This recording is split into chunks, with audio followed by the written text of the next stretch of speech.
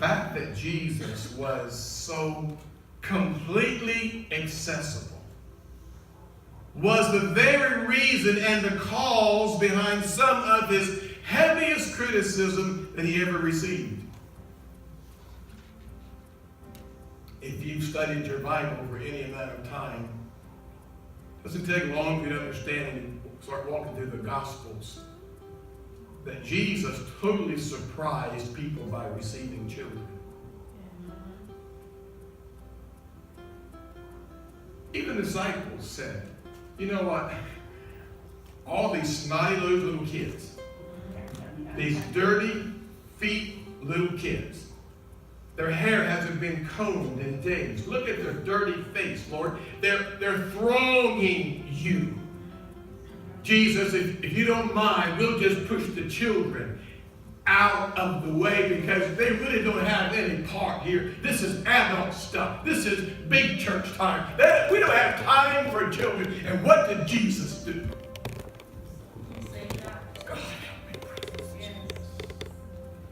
Suffer the little children, he said, and allow them to come unto me. And he took a child and he put it on his lap.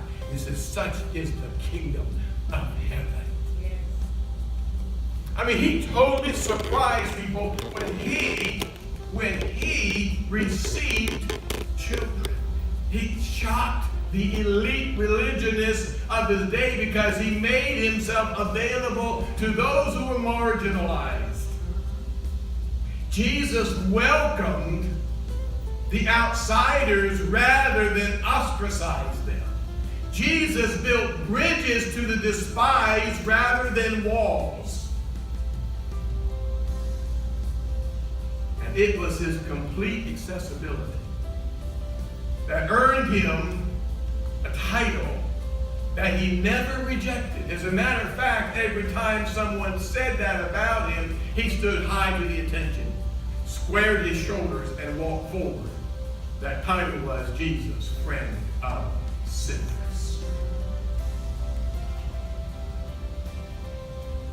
That's the kind of people you were and I was, and maybe some in this congregation still are in that kind of people. Sinners. Jesus, friend of sinners. So think about that. This accessibility of Jesus.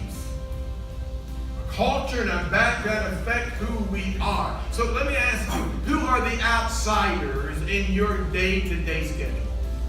Who are the people that are so different than you? I mean, their skin color is different, their hair texture is different, the way they walk is different, the way they talk is different. They are totally unlike you. Who are those outsiders in your day-to-day schedule that God has placed you inside?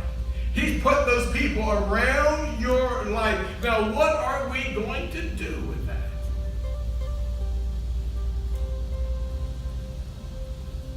How do you exhibit a Jesus heart by accepting others into your circle of life and your community of faith? What are you going to do and how are you going to do it? Now, let me show you a PowerPoint by Timothy Keller. I love this quote. It came up, I think, last week on Facebook.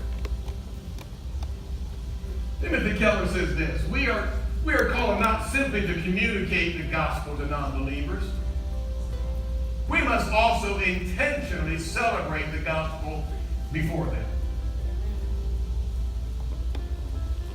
Maybe the reason why we are not reaching people different than us is because we have failed to learn how to celebrate the change of the gospel in us. Maybe the gospel change has no longer has an impact on you. In other words, oh, it was good 20, 30 years ago, but it's not as fresh today. That's not God's fault.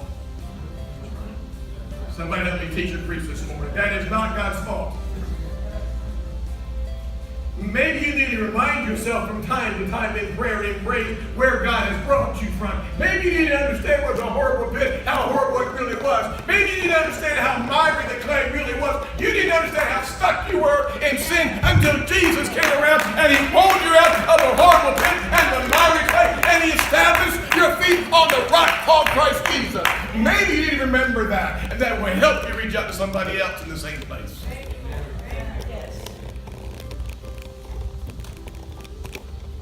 I think we've forgotten how great our salvation is. We've been in this thing so long, we have forgotten where we came from. We have forgotten the power that saved us from darkness and placed us in his marvelous light.